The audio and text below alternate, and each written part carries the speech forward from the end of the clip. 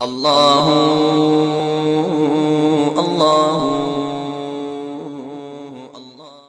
ہم نے کتنی بار آنکھوں سے دیکھا جوان العمر بیٹا چارپائی کے اوپر لیٹا ہوا ہوتا ہے، ماں آگے بڑھتی ہے، بیٹے تجھے کیا ہوا مجھے بتاؤ تو صحیح۔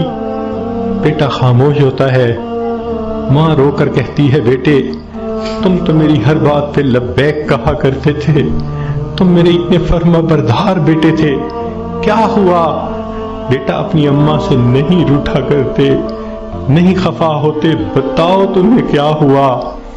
بچہ خاموش ہوتا ہے، بالآخر بیوی آگے بڑھتی ہے، میرے سرتاج، میرے ہمراز، مجھے تو بتائیے کیا ہوا؟ اگر آپ میری کسی بات پہ خفا ہیں میں آپ سے سوری کر لیتی ہوں، معافی مانگ لیتی ہوں، مجھے بتائیں کیا ہوا؟ نوجوان خاموش ہوتا ہے، بہن آگے بڑھتی ہے، میرے ویر مجھے بتائیں تو صحیح کیا ہوا؟ خاموش ہوتا ہے، بہن کہتی ہے کہ مجھے بتائیں، میں ابھی ڈاکٹر کو بلواتی ہوں، مگر جوان کوئی جواب نہیں دیتا۔ بیٹی آگے بڑھتی ہے، ابو مجھے بتائیں تو صحیح کیا ہوا؟ ابو میں آپ کی بیٹی ہوں، میں آپ کی خدمت کے لیے 24 گھنٹے حاضر ہوں، کچھ کھانا ہے یا پینا ہے مجھے بتائیے، کوئی کام ہے مجھے بتا دیجئے، ابو مجھے بتائیں تو صحیح کیا ہوا؟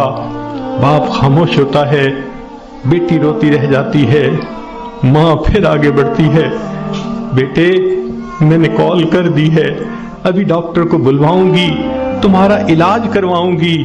بیٹا خاموش ہوتا ہے، اسی خاموشی کی حالت میں ماں دیکھتی ہے، آنکھیں کھلی رہ گئیں، روح نکل گئی، وہ اپنے کانپتے ہاتھوں کے ساتھ جوان بیٹے کی آنکھوں کو انگوٹھے رکھ دیتی ہے۔ اس ماں نے کبھی سوچا بھی نہ تھا میں بڑھاپے میں جوان بیٹے کی آنکھیں بند کروں گی۔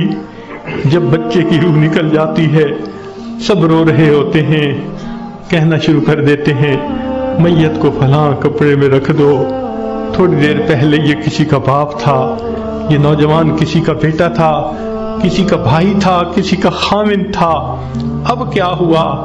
سب نے اس کو میت میت کہنا شروع کر دیا۔ تو جواب ملے گا اصلی انسان تو چلا گیا، یہ اس کا جسم باقی ہے، اس کو بھی ہم اس کے اصلی گھر پہنچائیں گے۔ چنانچہ اس کو نہلا دیا جاتا ہے، کفنا دیا جاتا ہے اور جنازے کا اعلان کر دیا جاتا ہے۔ اس کو لینے کے لیے کئی رشتہ دار کمرے کے اندر آ جاتے ہیں، بھئی تم کیوں آئے ہو؟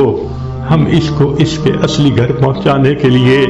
بھئی یہ گھر بھی تو اسی کا تھا، اسی نے پلاٹ خریدا، اسی نے نقشے بنوائے، اسی نے کمرہ بنوایا، اسی نے یہ مکان بنوایا، ماربل لگوایا، کہاں کہاں سے فرنیچر ڈھونڈا، کہاں کہاں سے بجلی کی فٹنگ خرید کے لایا، ابھی تو دیواریں بھی میلی نہیں ہوئی، تم اس کو لینے آ گئے ہو۔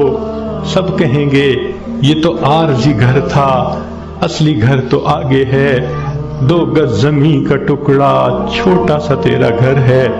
سب اس کو کندھوں پہ اٹھا لیتے ہیں، رشتہ دار جمع ہیں، سب قبرستان تک پہنچ جاتے ہیں، جنازہ پڑھتے ہیں، پھر قبر میں اتارنے کا وقت آتا ہے۔ شریعت کا یہ حکم ہے کہ جو قریب ترین رشتہ دار ہو وہ قبر میں اتارے۔ ہم نے اپنی آنکھوں سے یہ منظر دیکھے، جوان بیٹے کو باپ قبر میں اتار رہا ہوتا ہے، بھائی کو بھائی قبر میں اتار رہا ہوتا ہے۔ اللہ کی شان، یہ تو شریعت کی مہربانی ہے، اس نے عورتوں کو منع کر دیا کہ تم جنازے میں اور قبرستان میں مت جاؤ۔ اگر کبھی عورتوں کو بھی حکم ہوتا کہ تم جاؤ اور اپنے بیٹے کو دفن کر کے آؤ، مجھے تو لگتا ہے کتنی مائیں ہوتی جو جوان بیٹے کے ساتھ خود بھی دفن ہونا پسند کرتی۔ کیسی عجیب اللہ تعالیٰ نے مردوں کو ہمت دی ہوتی ہے، جوان بیٹے کو جس کے جسم پہ کبھی میلا کپڑا بھی باپ برداشت نہیں کرتا تھا، آج اس کو زمین پہ لٹا دیتا ہے، اپنے ہاتھوں سے مٹی ڈال دیتا ہے، بھائی مٹی ڈالتے ہیں، دوست مٹی ڈالتے ہیں، منو مٹی کے نیچے اس کو دبا کے اللہ کے حوالے کر کے آ جاتے ہیں۔ جب اللہ کے حوالے ہونا ہی ہے، اے انسان تو اپنے آپ کو آج اللہ کے حوالے کر دے۔ اللہ میں اپنے آپ کو آپ کے حوالے کرتی ہوں، جو آپ کا حکم ہوگا میں اس پہ چلوں گی، جو گناہ ہوگا میں اس سے بچوں گی۔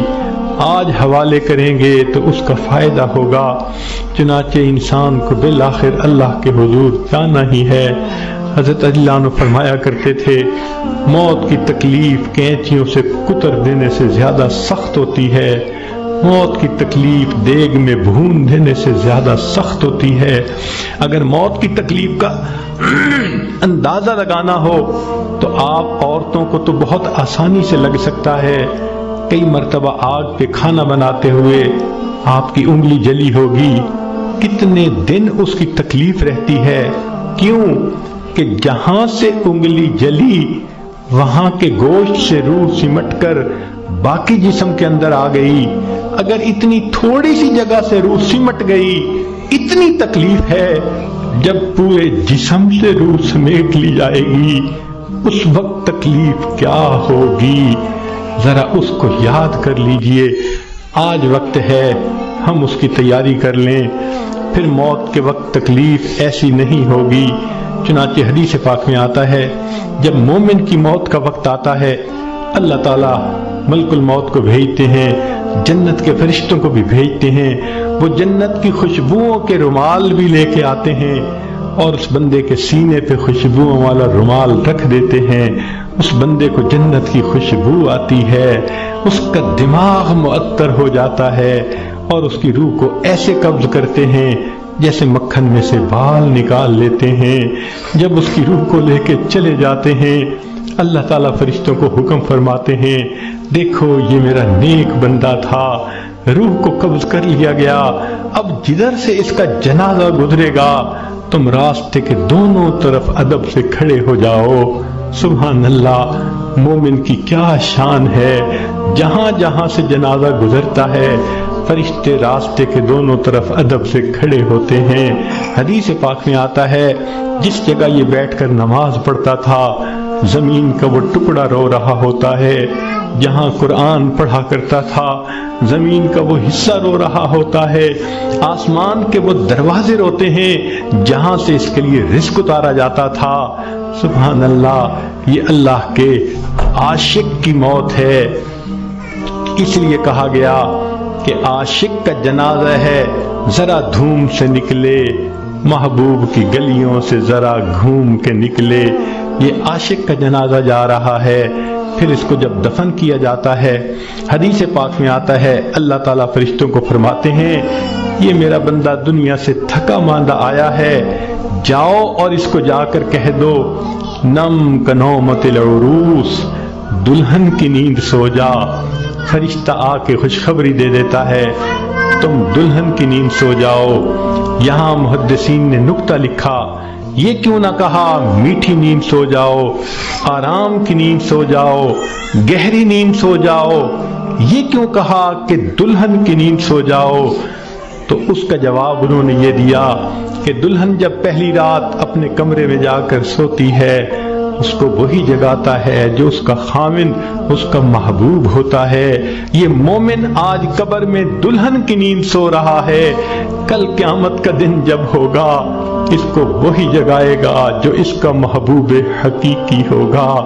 چنانچہ مومن قبر سے اٹھے گا، آواز آئے گی یا ایتھا النفس المطمئنہ ارجعی الی ربک راضیۃ مرضیہ فادخلی فی عبادی وادخلی جنتی۔ مومن کی آنکھ کھلے گی، اللہ تعالیٰ مسکرا کر اس کا استقبال کریں گے۔ یہ کیسا خوش نصیب انسان ہے کہ جس نے اچھی زندگی گزاری، آج یہ دنیا سے آخرت کی طرف کامیاب ہو کر چلا گیا۔